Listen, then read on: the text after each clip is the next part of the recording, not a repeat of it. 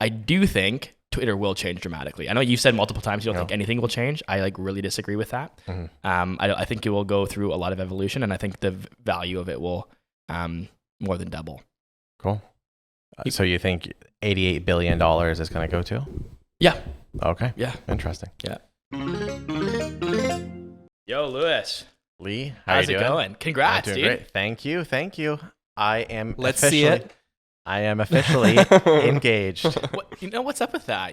Guy gets engaged, he has nothing to show. I was saying that to Sid. It was kind of annoying because, like, I proposed. So, to all the listeners and viewers, I am engaged to my long-term. Off the market. Yeah, I'm off the market. Stay away, listeners. Stay away, Yves. I had a long time. Me and my longtime partner are finally engaged.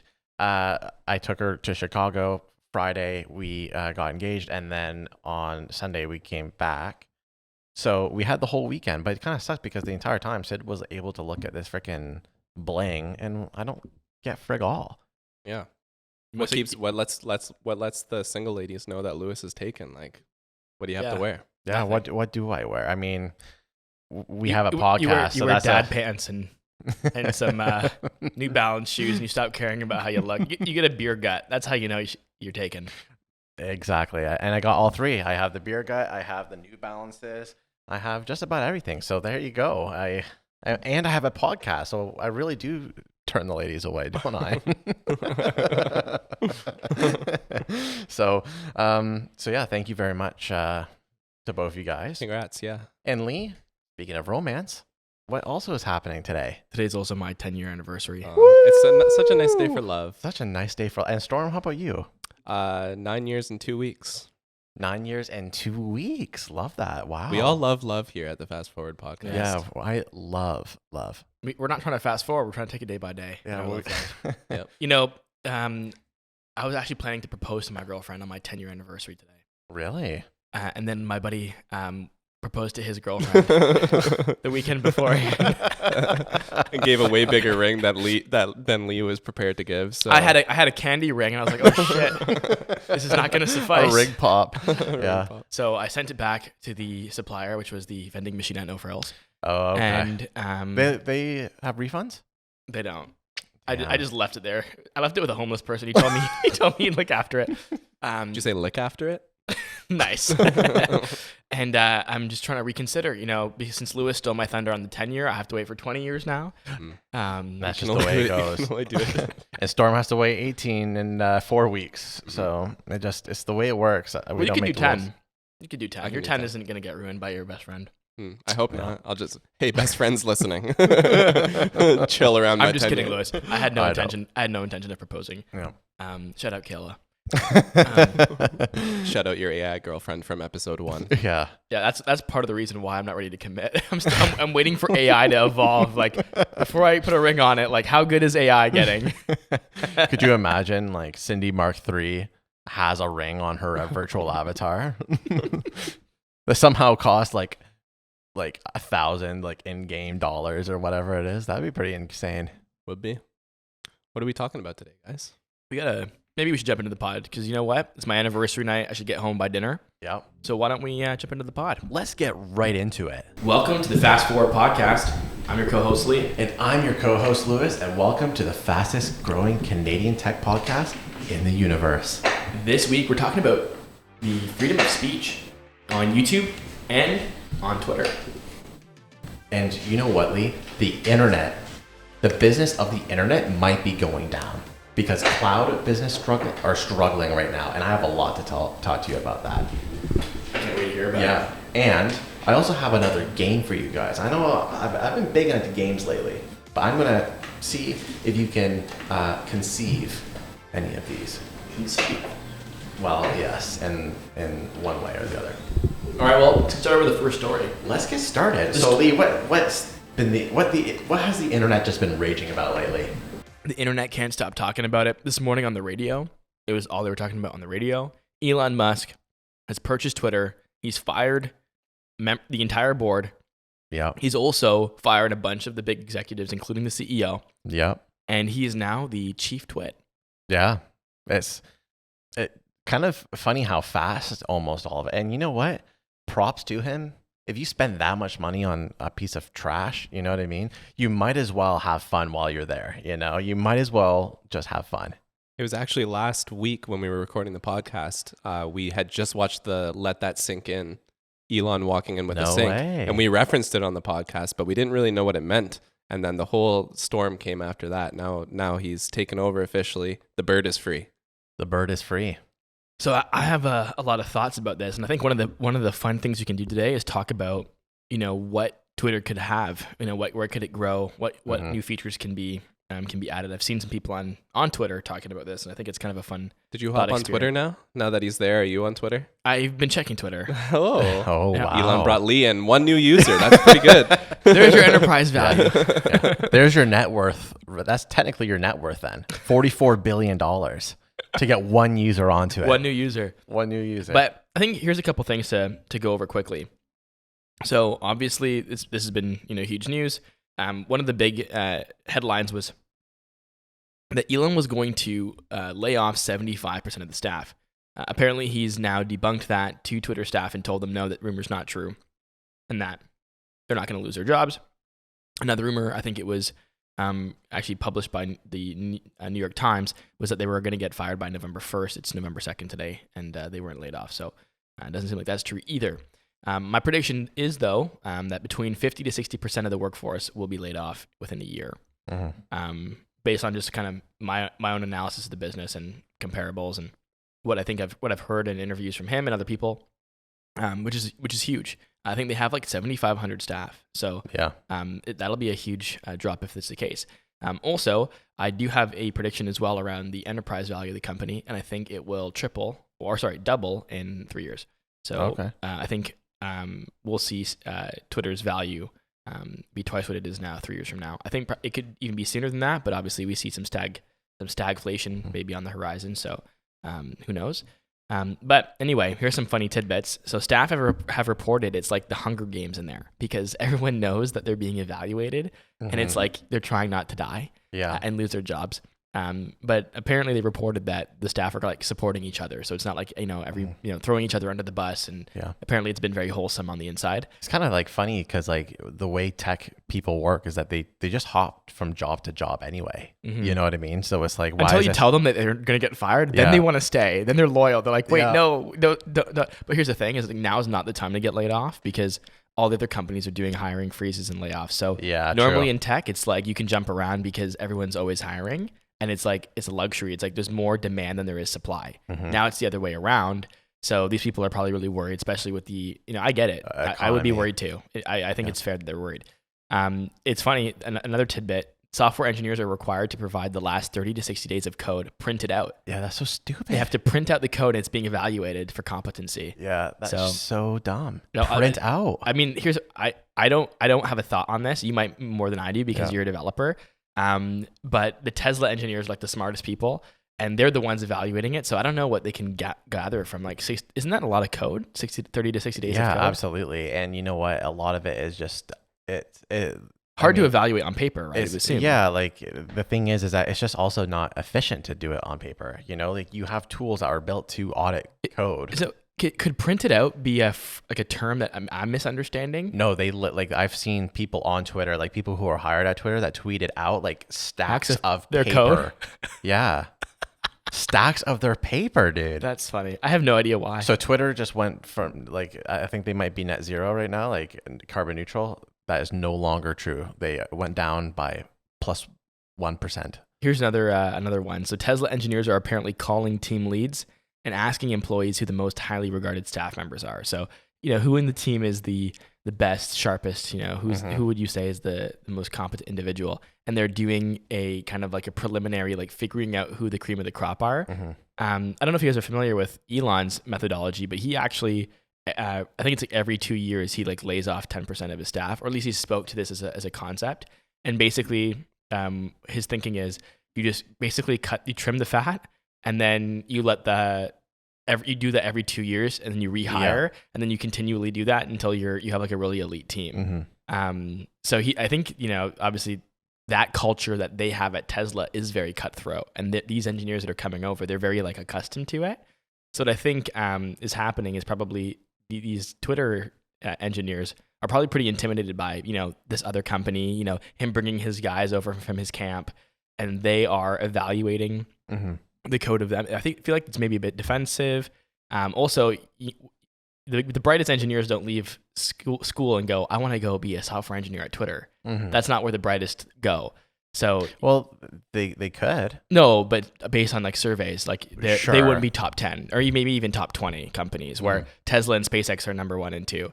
Yeah. So, the caliber of the type of software engineers that are coming from these companies. It's also just it can be very intimidating, I think. But it's also just like a little silly at the same time, because like, again, why would you need to, like, it's called like over engineering.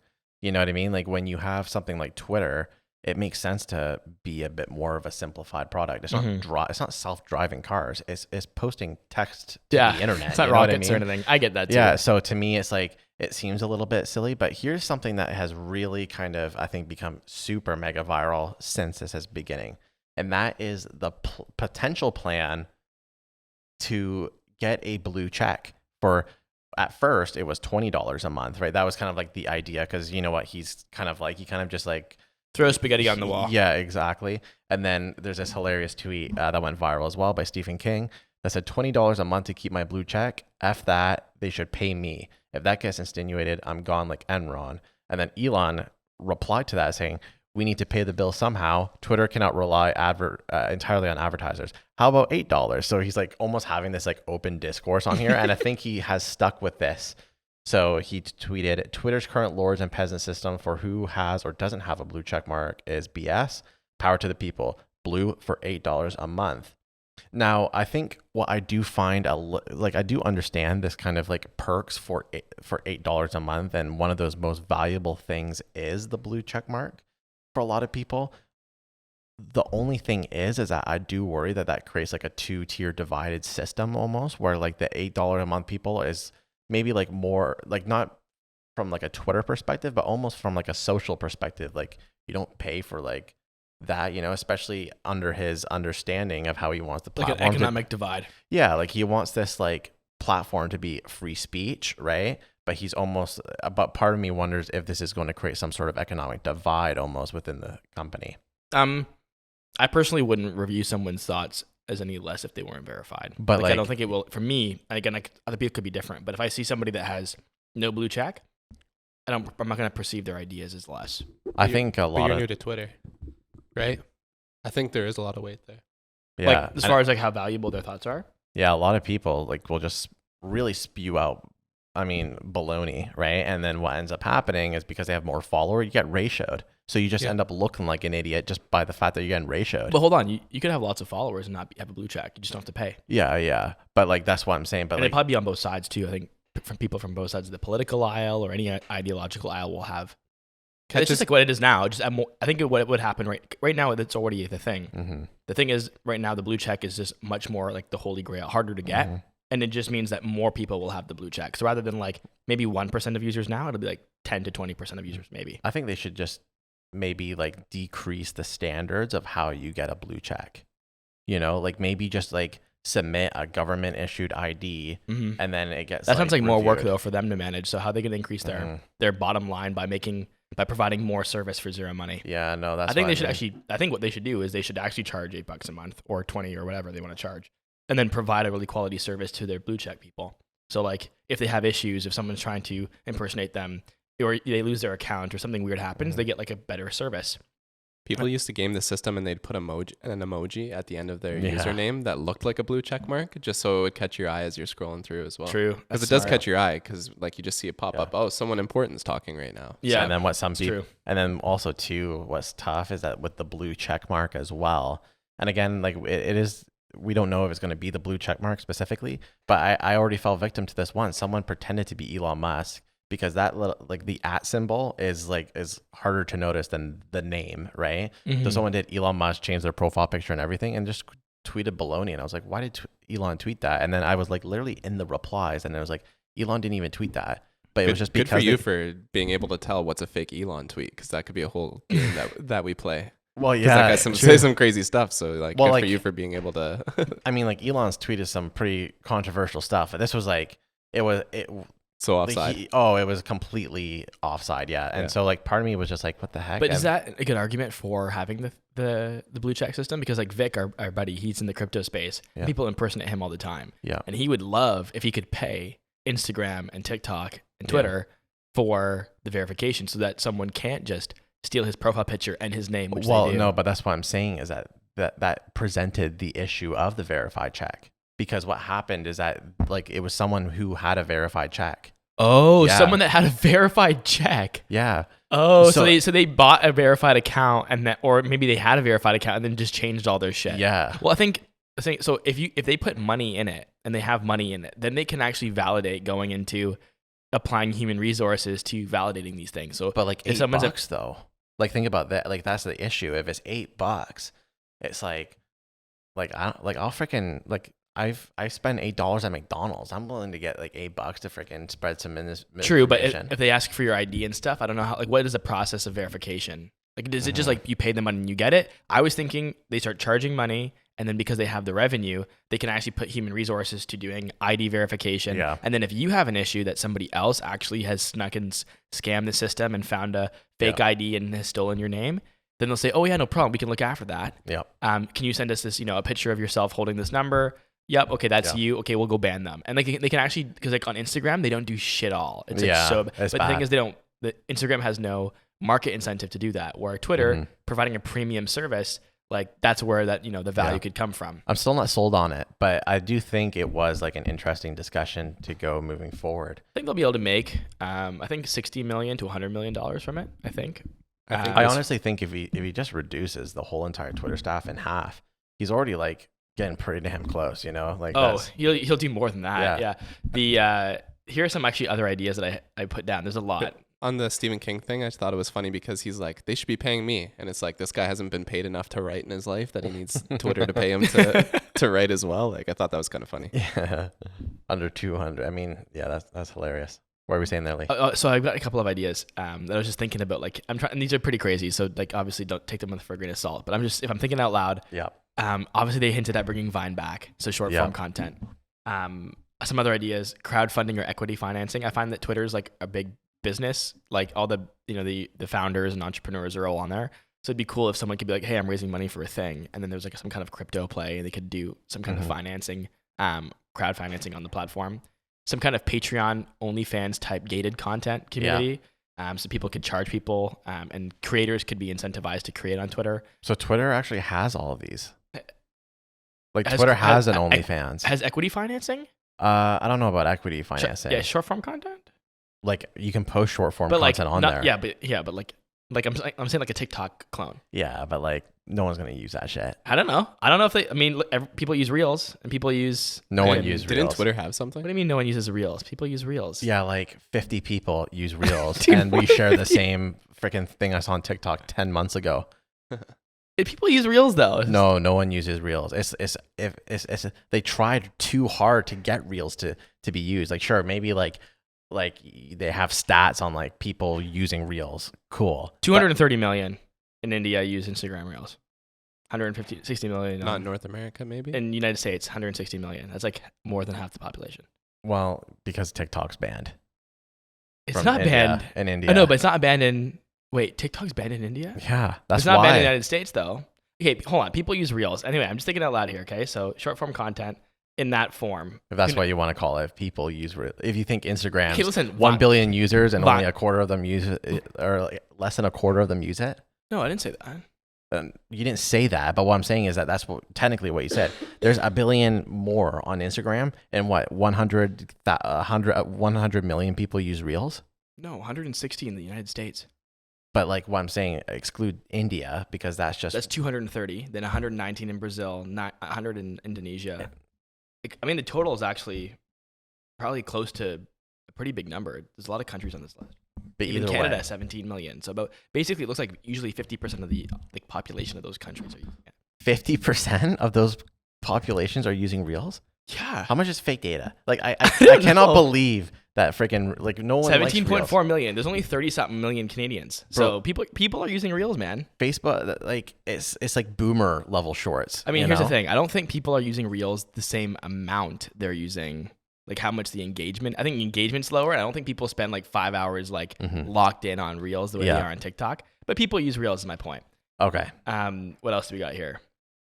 So anyway, like with your stuff. The OnlyFans. You said they had that already. Yeah, they have like paid content. They have newsletter support. They have like it's like what's funny is that they do have so many features with that already exist and that they've tried. They've tried to do Twitter stories called Fleets, and that like died like 2 months after they made it. They have the Clubhouse. What's their Patreon called? Like you can subscribe. It's called Subscribe, and you get exclusive access to certain tweets. Oh, I'm talking about like being able to produce content like OnlyFans, but like through Twitter. Well, like what do you mean? Like I can make a tweet and then hide it behind like videos. And yeah, absolutely. A tweet's not just text. I think maybe just like a totally different user interface. I don't think just gating like tweets is like as effective. I think like being able to create the actual like basically cloning those apps and putting it in there. Yeah, but that's also I mean that's where I just disagree. But also I'm not saying these are good ideas. I'm saying these are just ideas. No, I know. It's just payments, Twitter groups and communities, scheduling tweets. Theme timeline, so being able to switch from your work timeline to your funny timeline to your sports timeline. I have that. You have that on? Yeah, you can add like a group of people and then you switch. I don't use Twitter. So I'm thinking ideas. I don't use Twitter. You switch feeds at the top and it goes to like That's all the people awesome. in that thing. Yeah. A live streaming video. Yeah. So here's some that I don't think they have, but again, I could be wrong. Shopify integration for e-commerce, business pages. So that are linked to your personal account. So rather than having to create a new account, like kind of like Facebook has. A CRM for business and enterprise, so they can kind of like LinkedIn. Advertising, which I think they already have, but better advertising. Enterprise customer service. People are always on there like, hey, can you help me with this and can you help me with that? Yeah. On Twitter, like, hey, this is down, this is not working, whatever. So being able to transfer over to direct to text or to email through some kind of like help desk inside of Twitter, so that you can help customers from Twitter. Yeah. And then on platform written content like something like Substack, where people can subscribe to your that exists already written articles. Yeah. So I don't use Twitter. I know. But also Twitter sites, which is like one of the big issues in marketing right now is that advertisers can't track anymore, because once you leave Facebook or whatever, you go to a website and they can't track anything. Yeah. So I was thinking Twitter could make like an advantage over like Facebook and stuff by allowing B2B service providers, B2C service providers, and even e-commerce and retailers build sites on Twitter, so that I can see as an advertiser what products they looked at, what service pages they looked at, how far in the funnel they went into. So like little like mini websites that you can launch for your business. Again, these are just like really far out ideas. I do think Twitter will change dramatically. I know you said multiple times you don't think anything will change. I like really disagree with that. I think it will go through a lot of evolution, and I think the value of it will more than double. Cool. So you think $88 billion is going to go to? Yeah. Okay. Yeah. Interesting. Yeah. You guys see Johnson and Ligma? Yeah, I was just gonna say like some amazing trolling has been happening. Like I'm not gonna lie, I kind of fell for it too, because I was actually thinking like, is there actually a dude named Ligma? Right? Like, is it something to do with like my balls? Yeah, it's like, do you know Ligma? No, what's Ligma? Lick my balls. That's what you say, right? And then this guy these two friends with boxes come out. One called Ligma and the other called something Johnson, yeah. Ligma Johnson together. And then some guy says, I got Ligma Johnson?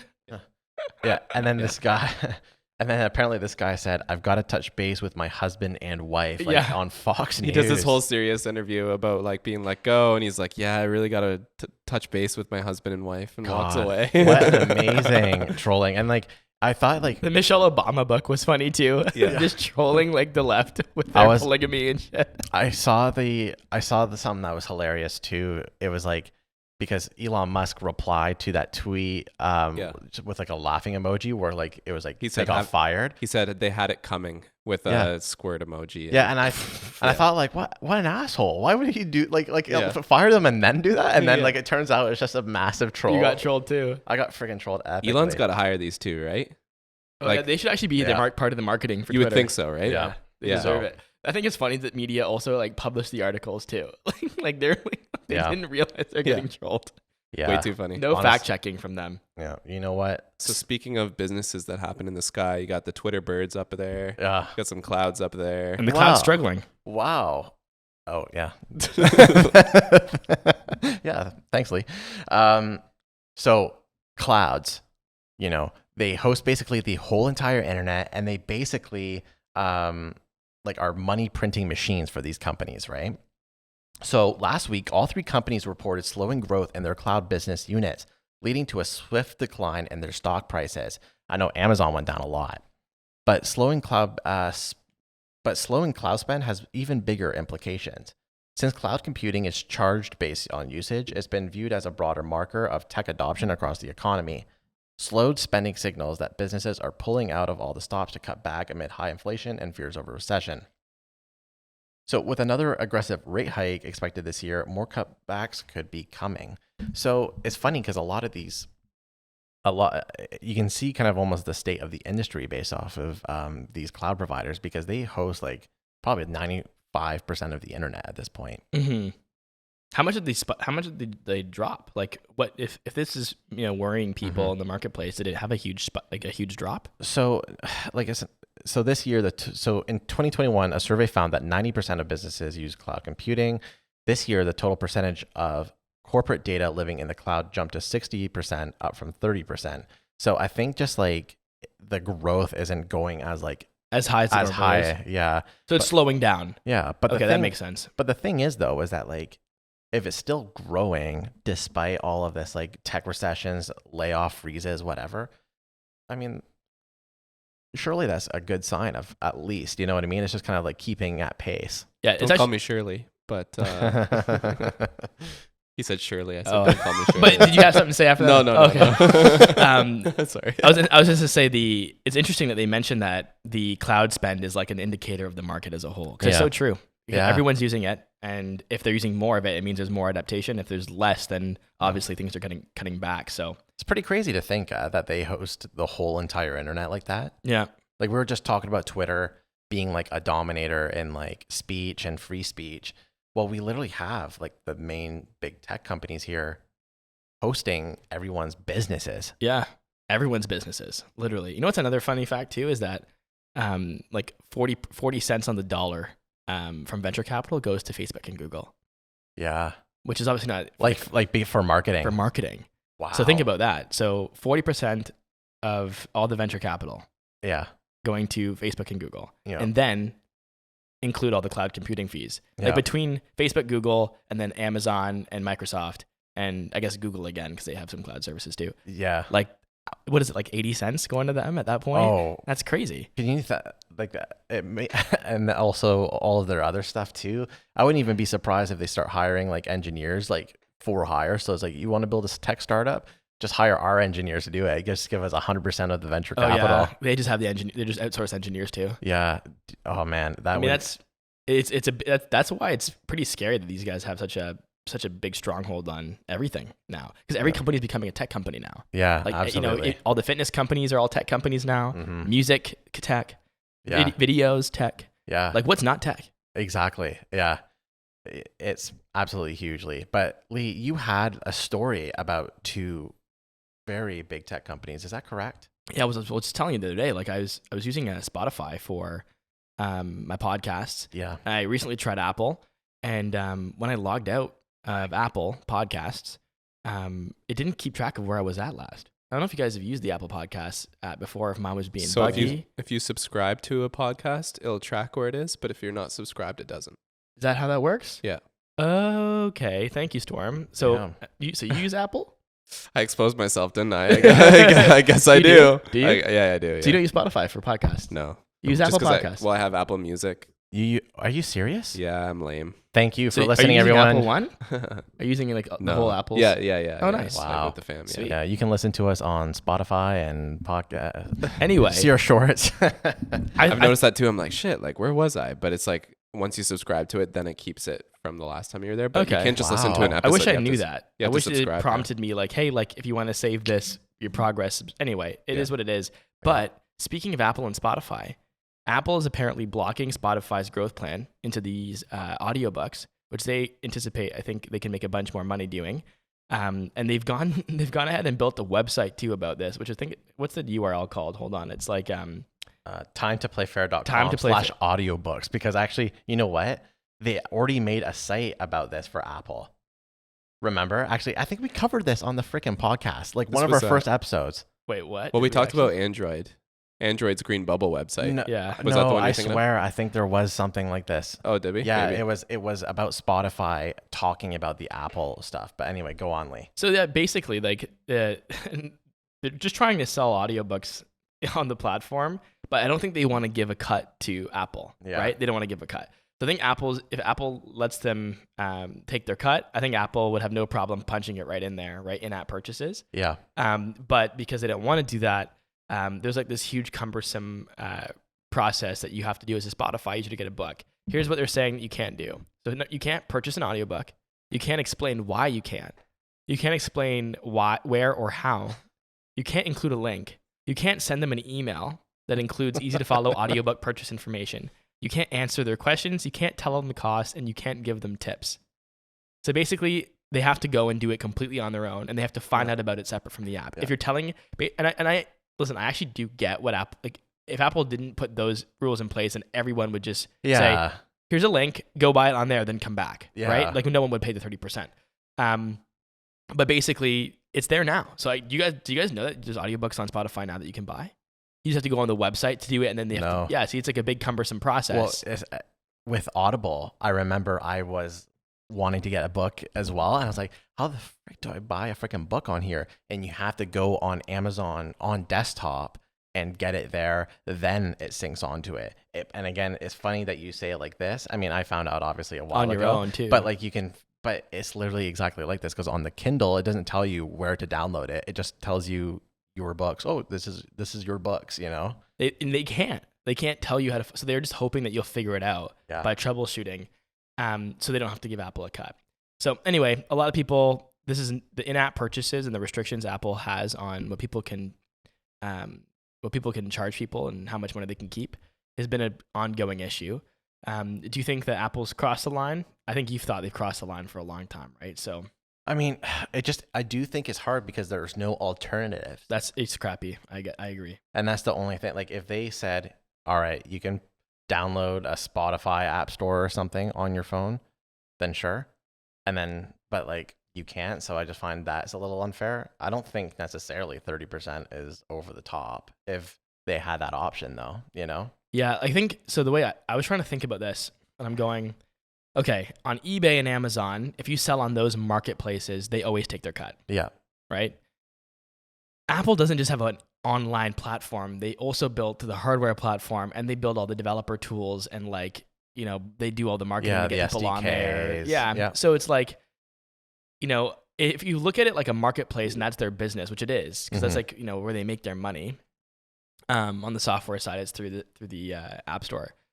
It makes sense why they need their cut, but it does. Yeah. There's certain things it just doesn't work for. Like it doesn't work for, you know, this because they 30%. Then they have to. Spotify needs their cut. Then the publisher needs their cut. Like what is the author going to get in the end? You know, like nothing. Yeah. So I don't know. I think it's kind of funny though. Spotify talking about how Apple's like not refusing to budge on their cut when Spotify pays artists like Nothing. Fuck all. I know it's a bit weird that they would, you know what I mean? But It's like because I agree with you. Like people keep bringing up this 30%, like that's robbery, but like you're right. They market your app, they build the SDK, like it's a way for them to funnel the developers and engineers to build the. Yeah. So like to me, that's not the unfair part. I just find it's the like certain services and products don't work at the 30%. Like I think in-app Epic Games purchase. too, right? In-app purchases, I think should be dramatically reduced. Like take 10% at least. You know what I mean? Like that sounds like a much better deal because. Or even the bigger the company is, they can go down in tiers. So it's like if you're a small company like us, well, we need their marketplace, right? So 30%. But if you're like Spotify and you're doing like, I don't know, hundreds of millions of dollars, yeah, well, like give them a bit, like give them 20 or 10 or 15 or something. Like a tiered system. As you go up the. I got a question though here. You use the Amazon app, right? Yep. Why can I buy stuff on the Amazon app? You can't buy stuff on the Amazon app? You can. But like, oh, why can you buy stuff on the Amazon app? but why can I not buy an audiobook? You know what? I thought when I was reading the story, I thought the same thing about another company where I was like, oh, you know what it is? Because I think it's physical hardware. Because you can't buy because it's only digital products. That Yes, okay, that makes sense. Sorry. So I guess Apple does have a protocol there. What if What if Spotify sends you like a printed piece of QR paper? code. Dude, that's genius. Bro, you need to email these people that made this website and be like, I just figured your shit out. The loophole is you make it e-com and not digital products, physical products. And you just get like a letter in the mail with the book and you scan it and then it takes you to the website. You can add it. Bro, that is like a 900 IQ move right there, man. That is a 900 IQ move. Dude, Spotify should go out of business for not even thinking about that first. How could they not have figured that out on their own? I have no sympathy for you anymore, Spotify. If that could actually work, that would be funny. I mean, maybe we'll send them an email, but yeah. Either way, Well, you'll take your 30% cut for coming up with that idea, though, right? Yeah, 30%. But you know what, Lee? I don't know if mail will be too reliable. Speaking of reliable, Lewis, sometimes when I use YouTube, I find that I get like a lot of different answers on things. Okay. I say, my tongue is itchy, and one person's telling me I have chlamydia, the other one's saying I have cancer, right? Have you actually got any of those checked out? No, I don't have an itchy tongue. You would what? I don't have an itchy tongue. But you have chlamydia? I don't have chlamydia. How do you know? I feel pretty safe that I don't have chlamydia. I have no symptoms. That's what a lot of people said. Yeah, unless I got chlamydia from like a toilet seat or something at a public restroom. Yeah. But anyway, that seems to be a burden for a lot of people. Trying to manage who's telling the truth and who's not. And YouTube is like the typical it's almost like grandpa watching YouTube conspiracy videos, getting like misinformation.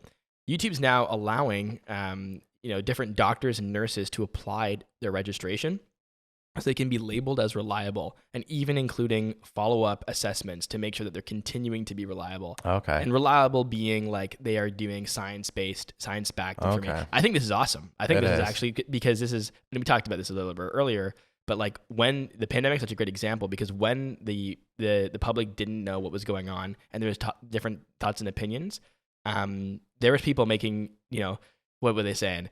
That there's a chip in Bill Gates's vaccine, and then like it was going to change your DNA. But then there was also criticism that was merited from actual healthcare professionals. So the idea that people could have be labeled as they actually are a legitimate doctor, at least it gives it a little bit. I still think that legitimate doctors can say some pretty far out shit. Yeah. But it's not just they're a doctor. They also have to follow the guidelines of providing science-backed information that's, based on studies and everything else. So this is sweet. I think this is going to make the internet safer for people that don't know it is pretty how cool to find the truth. But it is like, because you brought up a good point when we were talking about the Twitter thing about like funding, like moderation, right? It costs money too. Yeah, this will definitely cost money, and especially when it comes to like how much because we're not talking about because on Twitter it's like I just need to research if this is actually you by like getting your like driver's license, passport, whatever. This is like a bit more intense. I mean, studying scientific papers is a full-time job, right? Especially considering how many there are, and like going down the rabbit hole, like because you can just look at meta-analysis, but then you have to go into there's a huge rabbit hole when it comes to checking sources. And I mean, I also wonder too, because we've seen what's happened during the COVID-19 pandemic. We've seen a lot of different stuff, but sometimes that verification doesn't even matter, right? Like sometimes like they'll be verified, or if they're not verified, people will still buy into it. They'll say things like, they won't verify this video. They won't verify me because they're turning the frogs gay. You know what I mean? And then people will still eat the shit up. So it's not a perfect solution. You're right. But I do think YouTube's become such I'm actually curious the statistics. Do you think the funny? Sorry, I don't mean to interrupt you. I'm just wondering, like, do you think that this is even something that can be solved? Do you think like no, it can't. Is it cognitive bias? Is that what it's called? What? Like where like it doesn't really matter. I'll just believe it.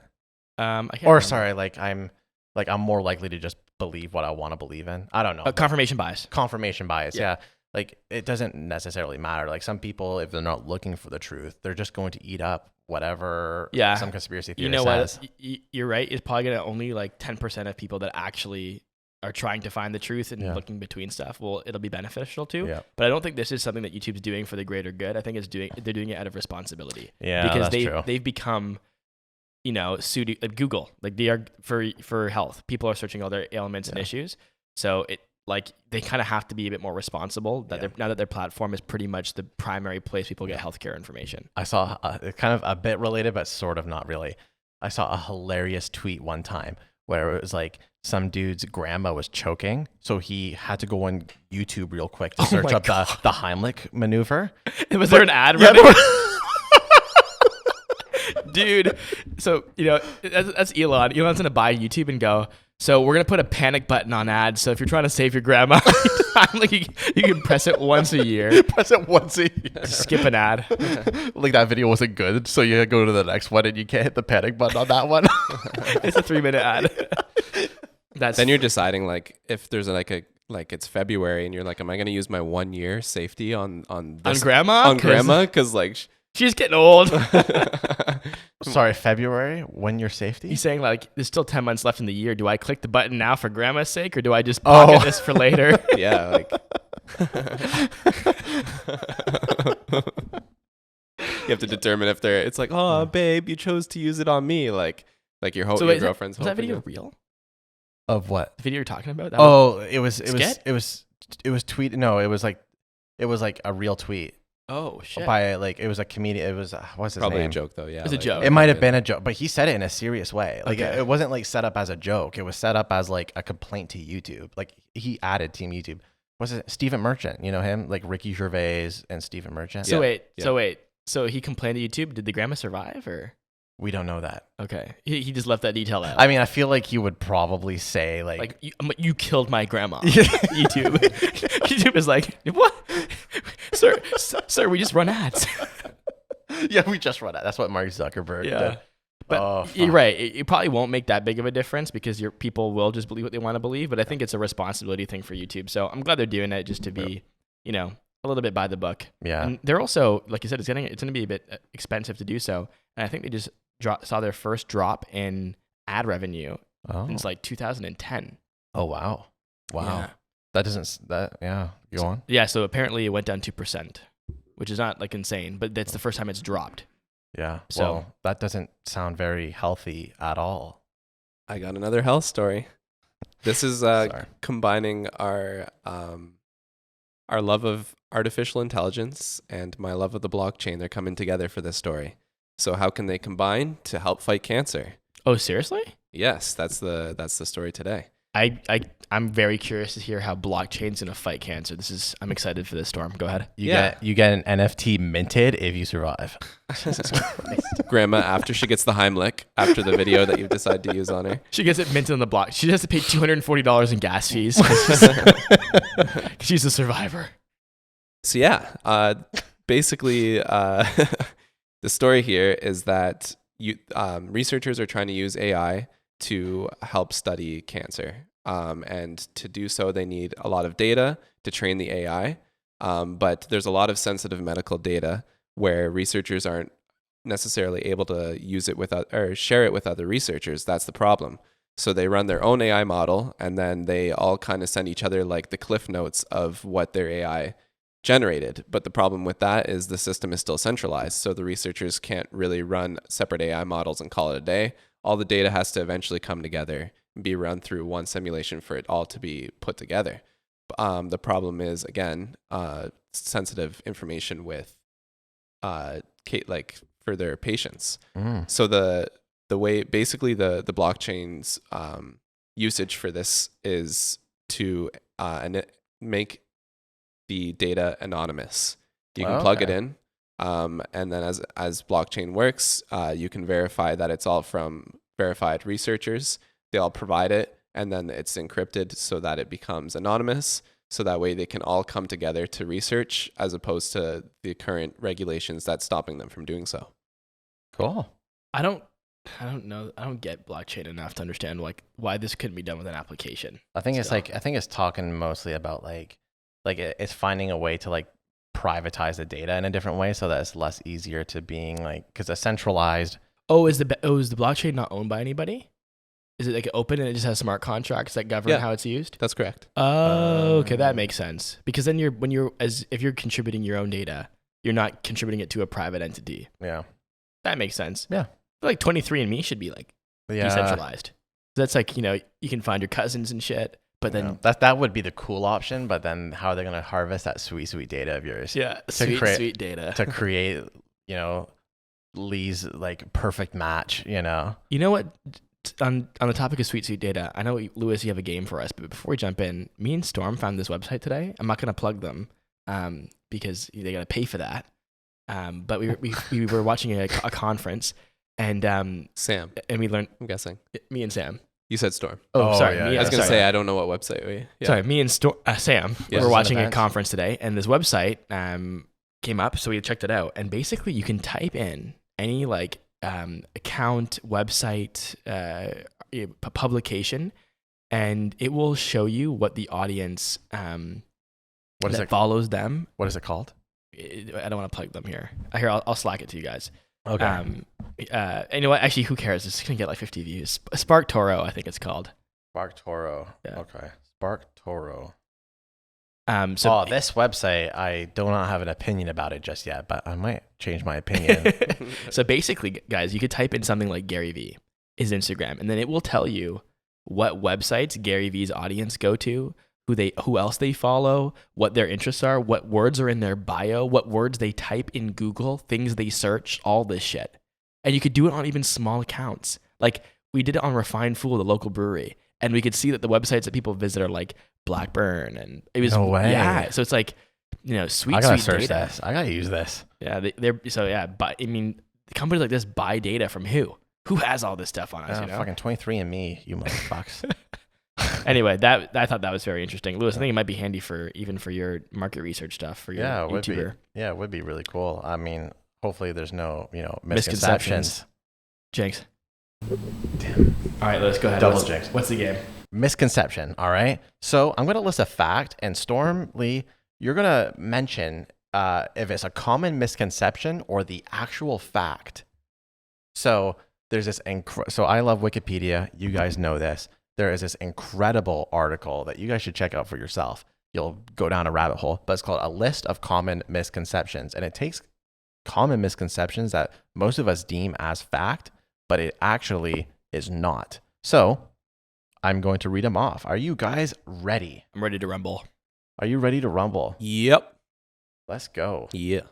That was Storm, by the way. I know Yeah. it didn't sound like Not Sam, Storm. Sam Storm. Sam Storm. Do. All right. Henry Ford invented the first automobile. False. He invented the assembly line. False. That is false.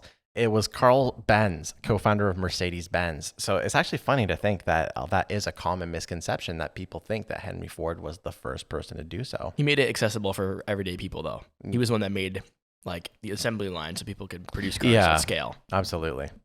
Thank you. Well, I love that. You guys ever been to the Henry Ford Museum? It's not too far away from us in Michigan. No, I haven't. It's not far at all. Yeah, right. I've never been. I should. haven't been, but maybe if Live they, podcast Yeah. from Henry Ford Museum. Rewind. Yeah, well, like I said, we might do that if, maybe someone at marketing at Ford Museum wants to hit us up. All right. Mac OS is immune to malware and computer viruses. False. That's false. Yeah, that is false. Most viruses are just built for Windows devices. This was actually a campaign that Apple did do, saying that they were, not that they were immune, but they were less susceptible to viruses, which technically is true. Yeah, or not even less susceptible, because susceptible means like the vulnerability is lower.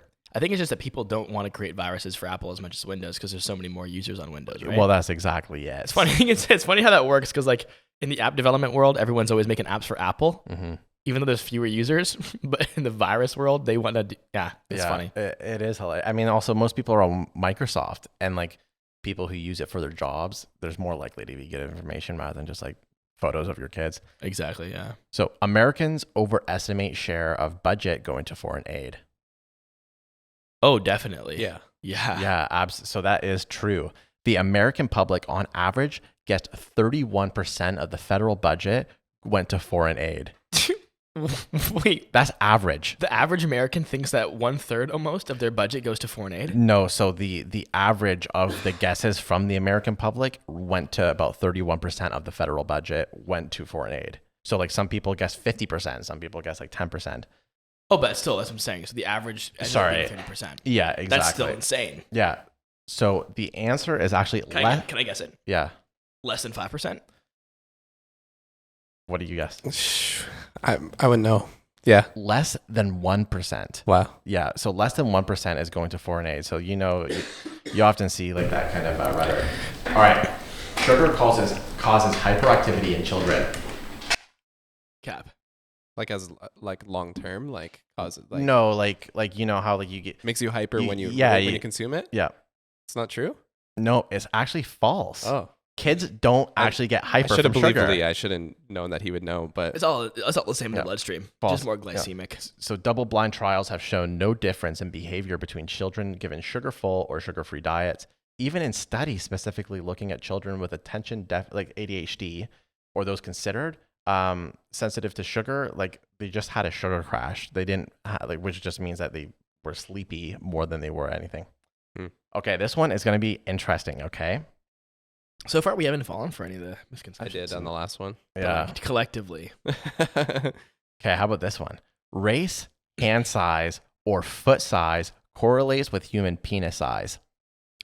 Race, hand size, Or foot size. I heard the I'm one pretty that's sure throwing me race. off here is like foot size does not. I've heard so Yeah, but I'm pretty sure race does. because I have giant. Feet. Hold on, because I and before you tell me, because I know I'm getting set up here to be fucking a clown, but I've seen I thought was accurate data that was like average dick size by country of origin.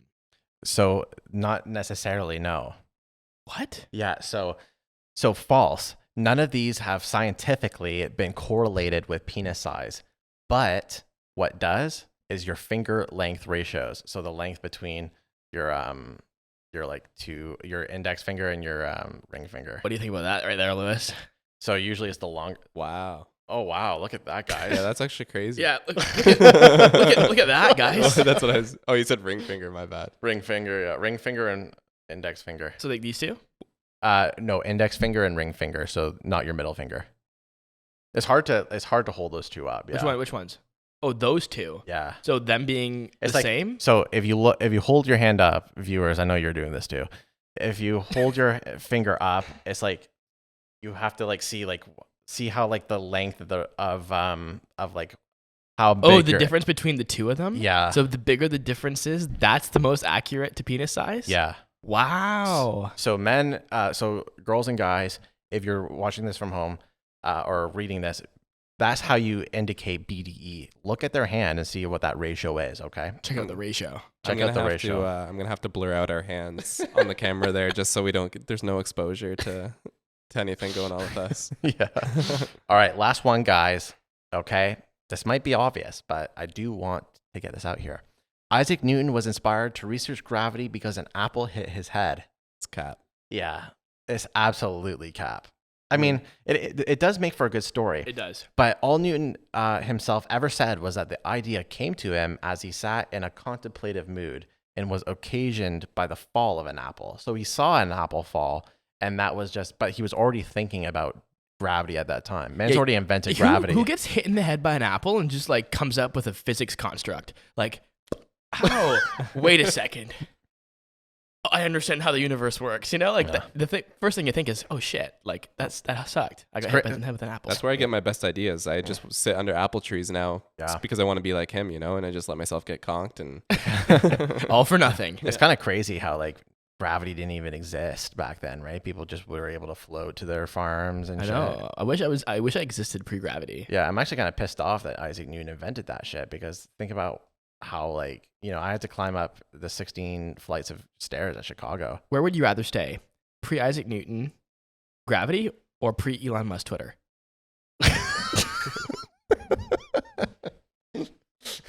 Guys, I just want to clarify for you. Gravity existed. It just wasn't theorized yet at this point. Yeah, like so people weren't floating around. I'm gonna need sources on that one. Yeah. I've heard anyways. You know what? I'm gonna silence your opinion. You're not registered. Yeah. I said, do you pay $8 a month to have that opinion, Storm? All right, time for some snip snaps. Some snips. Yeah, we got some quick snips. Snip 1.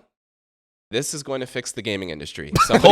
Somebody's Holy wife fuck. actually fixed the gaming industry for all of us. Yo, So- don't show this to games. Alex just proved an amazing point that men are nothing without women. Yeah. True. How have we been playing video games and never realized that this obvious solution was right there. And this guy's wife, who probably never played a video game before, Because he's probably trying to explain it to her, and she's like, "Why aren't the buttons just this way?" Right? He's probably talking about his, his Xbox and his PlayStation and the very hard life he lives switching between consoles. And she was just like, "Oh, north, south, east, west." Yeah. Isn't that obvious? Yeah, that's how it should happen. So You the image is gonna be on our video platform. Go check us out on YouTube. But there's a north, an N button on the top, east on the right, south down, west on the left, which just completely makes sense. It makes sense. And now I'm kind of pissed off because, first of all, why are we doing AB? So here's the thing. I understand AB at the time because, there's an A button and a B button, the first two letters of the alphabet, if you're, an English listener. And then there's X, Y. X and Y. So why didn't you choose? And then, Z wasn't even invented at this time. I don't know what they did. And then also the shapes from PlayStation are weird. Yeah, well, I'm sorry. Circle, square. But you know why triangle. though? It's because it's just a shitty walled garden, Yeah. Yeah. that way you have to stay on the plat, Speaking of walled gardens, Apple's blocking spot. Oh, no, never mind. We already covered that. All right. Yeah. Next on the snip list. Snip I list. heard I heard Lewis talk about this in real life, so I wanted to include it. An Instagram outage locked some users out of their accounts and caused some people's follower accounts to rapidly drop. Lewis was actually running back to the jewelry store to return the ring because he thought that there was a crisis going on with his follower account on the I thought my career was over. No, Pretty scary, yeah. I was pretty because I go on my Instagram and I saw that I had right now I have 102. Nice. I know I can't I can't fucking say this. 102,000 or million, 102 total followers. So hard to be humble. Lewis is the humblest guy. He'll tell you that more than anyone. So. Yeah, he's like I'm like super humble about my amazing achievements, and like I don't want anyone to know that I know I'm better than them. So Yeah, I have 102,000 fucking followers. Okay, right. So stop laughing. You can laugh when I tell you to laugh. Okay. Okay. So did yours drop? It dropped to 100. It's back up now, Okay. but it was down to 100. And part of me was like, 100 was kind of cool. That's the 6 digit. So if it goes down, I was Lower like, than that, it would be an issue. Yeah, but I knew some people who literally went from like 60 to 20. Oh fuck. Yeah. Did it go back? Yeah, I went back. Oh, okay. Right, But they were probably like all their insecurities came out. Yeah, like probably like what they probably did? They're probably like eating a dinner at this restaurant that was like paid for with exposure or with an inventory or something. Yeah, they're like, They come I can't back, pay they're this like, bill. That's cap. That's cap. We're paying you. You're paying double. Yeah, now. yeah. This $300 filet mignons. You got to pay for this. You only have 20,000 followers. Like, who do you think you are? You told us you had 60. Have you guys ever been into a business and they have their follower count on the wall? They have like that in real time motion ticker. Have you guys seen this? I've seen that before. I think They'll so, have like yeah. an Instagram logo and then I'll have their follower count. Imagine like getting like ready to order something and you're like it's a bit foreign food to you, like you haven't had it before and you're like, I wonder if it'll be good. And all of a sudden you see the follower count just go all the way down. You go, like food poisoning must happen. Like this place is sus. Yeah, and finally we have Gas making moves. So when Lewis was gone, we covered Gas, the social network. Have you heard of Gas, the social network? No. So it's a platform where you can like anonymously gas people up in your school. You can be like, Lewis is the most influential in our high school. They provide Storm's got the best jokes. They provide the superlatives, so like it's not like you're just being like the stupidest and then like putting it out there. Oh, They okay. provide it, and then everybody votes. Anyways, it's doing quite well in the high school crowd right now. We broke That's it. cool. It's gonna be like Be Real. How we broke Be Real. We broke Gas as well. Oh, Yeah. okay, cool. We broke gas. I think we're passing gas. We're That's passing fine. Gas. Nice. But you know what's funny? He actually sold TBH to Facebook many So years wait. ago. TBH. So the company. Gas making moves. So sorry, I don't know context. That's the app. That's That's the the app. app. Yeah. Now what's the story? Nikita, founder. the founder. founder, okay. I just thought it was pretty bold of him. He tweeted out, a lot of people have asked how they can invest in gas. Sorry. The easiest way to do that is to buy Meta shares since we will be acquiring them. Oh soon." my god. Yo. Obviously, it's a private company. Yeah. And just the idea that because like he sold his old company to Meta. The fact that he's that's a funny joke. Yeah, Very funny. lots of nuance for those that know the story. He has Damn. sold to Facebook before, and now he's gonna buy them. TBH, yeah. he sold gonna to, buy them. now he's gonna buy them. So pretty funny. Seems like a pretty funny guy that way. So Yeah, I mean, Actually, buying I've seen Meta. this guy before. Yeah, he's a little bit of a what's it called? He's Twitter celebrity in a yeah, in he's a sense. little bit of a shit poster, right? Yes, he is. Yeah. Meta's $240 billion. That's the thing you gotta love about Elon too, is like, like entrepreneurs who shitpost. It's like you've reached ultimate fu money. You know what I mean? You know what I'm seeing? I'm seeing a bit of a death to professionalism and a huge rise to authenticity. Yeah, because it's not just him. It's like tons of entrepreneurs are like swearing and yeah, being more comfortable in their clothes. On this podcast. True, right? Like back in the day, if you owned an agency, you couldn't talk about, you couldn't swear and be casual. And, you know what I mean? Yeah. Like, I think what people are realizing is like they don't trust suit and ties. They don't trust people that are trying to pretend they're perfect. They trust people that are showing their vulnerabilities and being themselves.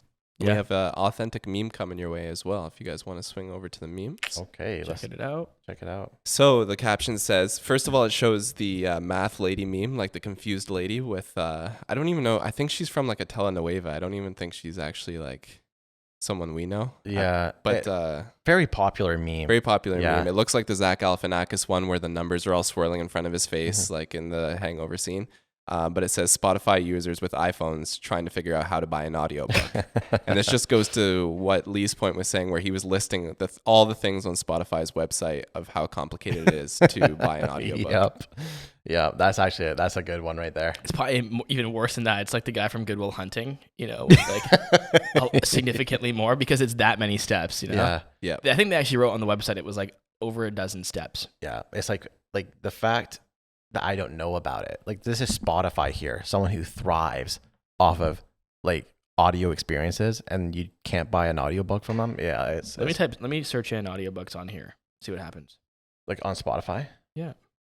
Oh yeah, audiobooks on Spotify. There we go. Oh no, it's not. It's just a podcast called Audiobooks on Spotify. That's so smart. Should we change the fast forward to audiobooks on Spotify? Yes. We'll get so many listeners. But yeah, you're right. It's like hard to find on here. Wow. But do you know who isn't hard to find? This podcast, because we're everywhere. Yep. Where can they find us? You can find us on social media platforms like TikTok, YouTube, and Instagram. Yes, you can. And if you enjoy our podcast, you can find us anywhere you listen to podcasts, like Spotify or Apple Podcasts. Make sure you subscribe, or you might not catch up to one of our episodes that you decide to listen to later. Make sure you rate us 5-star there if you enjoyed this podcast. That would really help us out. Lee, do you have anything else to say? If you're still with us, the review really would help. And share this podcast with someone you know, someone you like, someone that you think could benefit. And that'll help us really grow the channel and reach more people. So thank you very much. We appreciate it. Yeah. Thank you very much for listening. And make sure you listen before Elon censors us completely. We'll be the propaganda machine. Okay. Have a good one, guys. Bye. Bye.